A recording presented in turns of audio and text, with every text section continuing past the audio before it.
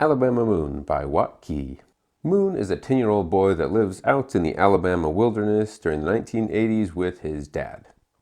They're completely cut off from society and everything's going great until one day the dad breaks his leg and dies from the infection, leaving Moon without a father figure, and he has no idea what to do. Moon winds up in an orphanage thinking about how he's going to escape and make his way to Alaska because that's where his dad said he could avoid the government.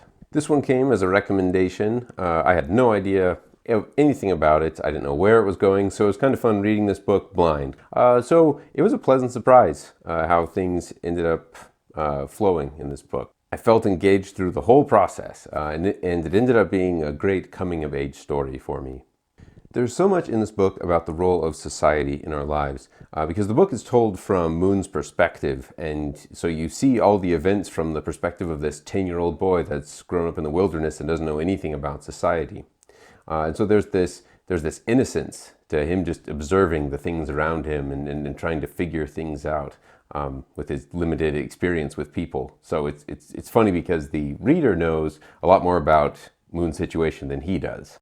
Everything that Moon describes in the book, you get the sense that he's just looking right in front of him and he's not trying to place himself into some broad scheme of anything. He's not trying to put himself into any society. He is just whatever is right in front of me.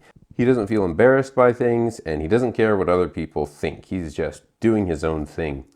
And you read this almost feeling like you're reading the journal of a sociopath in a sense, like having no social instinct. But the point of the book is how he learns the importance of society. So he goes to the orphanage where he's around all these boys and he's just trying to escape. He doesn't understand why any of them would just be happy to sit around in a classroom while adults talk to them. Why are we here? We need to go out there where the woods are. We can live fine out on our own. And this is where the book works for me because you start off with the beginning. Moon is just, I'm going to live off on my own. I don't care if anyone's with me. And then he starts thinking, actually, it's kind of nice having other people with me. And actually, I don't know if I want to go to Alaska because it would be really cold and I don't know how to get there. Also, I'm not exactly sure where it is. And then it turns into, I gotta have people with me, otherwise it'll be really lonely out there.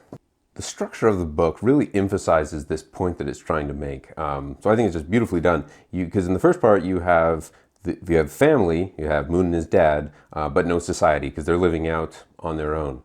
And so Moon is happy enough with this for a while, but when his dad breaks his leg, there's nothing he can do about it. He doesn't have anyone he can call to for help. His dad just dies because that's the way of nature. Then he's taken to the orphanage and you have society but no family. So he has a bunch of other kids and adults that are taking charge of him, but the adults aren't personally invested in him in the same way that a one-on-one parent-child relationship would be.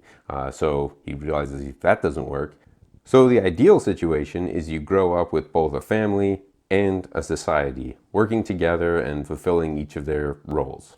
I want to bring up two parts of the book that I thought were really good and I thought were particularly memorable. One is when the father dies because the father knows he's going to die, he knows his leg's infected, and he's trying to explain this to his son, like, you're going to have to learn how to get by without me because I'm going to die. And Moon says, you can't just die, it's not like you're some deer that broke his leg. And the father says, no, that's exactly what it is like. We're just a part of nature and accidents happen and people die, and the father's willingness to just accept that and to leave his son, very striking. Actually, the whole father character was fascinating because as the book goes on, you learn a little more about him.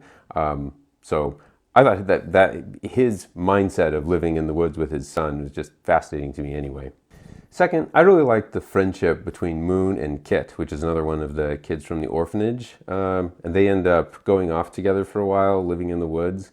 I love that friendship because Kit loves Moon, Moon loves having Kit around. It's just the symbiosis. It's how Moon discovers friendship itself. And like, hey, this is great having someone to be around, someone to talk to, having someone to show how fireworks and someone to teach all these wilderness survival things.